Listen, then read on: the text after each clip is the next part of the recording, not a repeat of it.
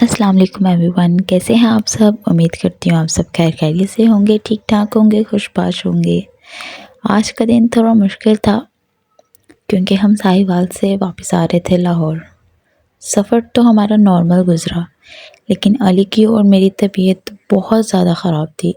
شاید ہمیں food poisoning ہو گئی تھی، اس لیے میں سٹارٹ سے ولاگ اچھی طرح سے نہیں لے سکی، لیکن میں نے ہمت کی کہ مجھے ولاگ بنانا ہے اور یوٹیوب پہ لازم مجھے ڈالنا ہے ولاگ۔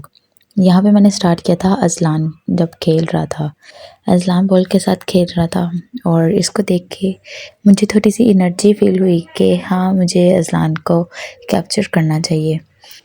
فوڈ پوائزنگ ہوئی تھی اور بہت برا حال تھا۔ پھر باجی نے ہمیں منٹ مارکیٹا بنا کے دیا اور اس کو پی کے ذرا تھوڑی سی سکون اور تسلی سی ہوئی کہ ہاں اب اسٹمک جو ہے بہتر ہے۔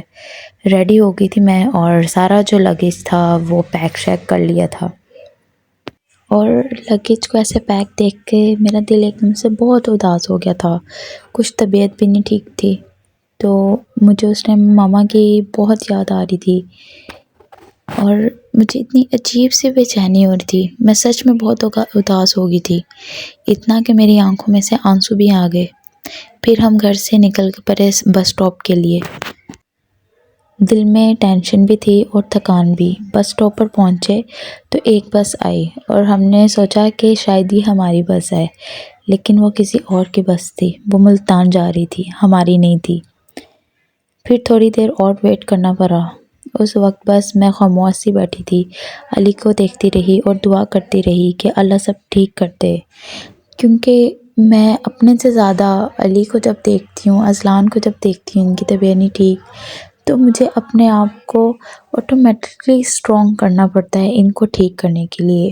یہاں پہ ہم لوگ جو سامان لے کے آئے تھے، علی وہ نکال رہے تھے، اور میرا دل بہت عجیب ہو رہا تھا کہ ان کی طبیعت بھی نہیں ٹھیک اور وہ اتنے وزن کو اٹھا رہے ہیں۔ کبھی کبھی زندگی میں سفر صرف روڈ کا نہیں ہوتا، ایموشنز کا بھی ہوتا ہے۔ آج کا دن تھوڑا ہیوی تھا، لیکن مجھے یہ بھی یاد دلایا کہ ہر مشکل کے بعد آسانی ضرور ہوتی ہے۔ آپ سب دعا کریں کہ علی جلدی سے ٹھیک ہو جائے۔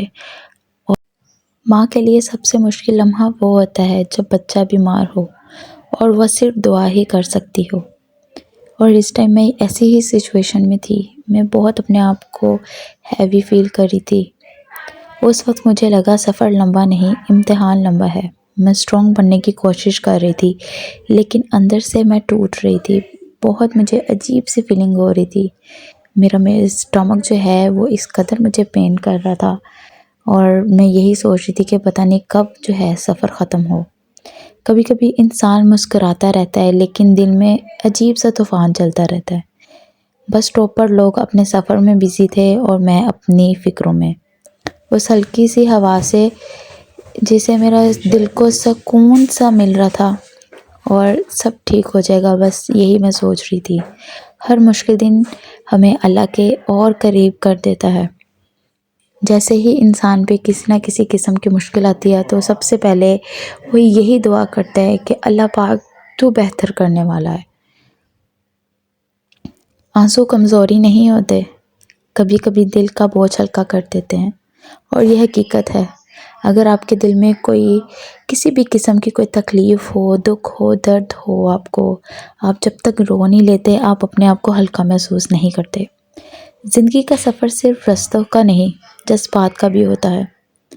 اس دن میں نے سمجھا کہ ماں ہونا صرف پیار نہیں، صبر کا امتحان ہے۔ اور یہ ویڈیو میں نیکسٹ ڈے جو ہے آپ لوگوں کے لیے ریکارڈ کر رہی تھی کہ آپ لوگ دیکھ سکیں، کیونکہ میری اتنی طبیعت ڈاؤن تھی کہ میں کوئی بھی چیز ریکارڈ نہیں کر پا رہی تھی، بہت تھک گئی تھی میں۔ اور نیکسٹ ڈے ہی میرے پاس فون نہیں تھا ایڈیٹنگ کے لیے، دین اس ایشو سے بھی میں نہیں ایڈ کر سکی۔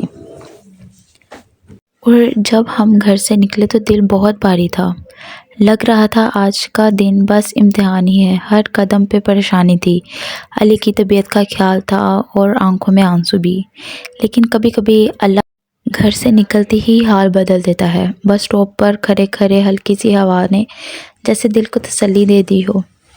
موسم سکون والا تھا، آسمان صاف تھا اور دھیرے دھیرے میرا دل بھی ہلکا ہونے لگا، اور اس وقت محسوس ہوا کہ ہر مشکل لمحہ ہمیشہ کے لیے نہیں رہتا، تھوڑا سا صبر کرو تو اچھا وقت خود چل کر آپ کے پاس آتا ہے۔ سے نکلے تو اداسی ساتھ تھی، لیکن واپس آتے وقت امید ساتھ تھی کہ اپنے گھر جانا ہے، اپنے گھر کو دیکھنا ہے، جو پیکنگ کر کے لائے تھے ان کو اپنی جگہ پہ اگین صاف ستھرا کر کے کپڑے دھو کے رکھنا ہے۔ کبھی کبھی بس گھر سے نکلنا ہی ہیلنگ ہوتا ہے۔ دل بھاری تھا لیکن ہوا نے جیسے دکھ ہلکا کر دیا۔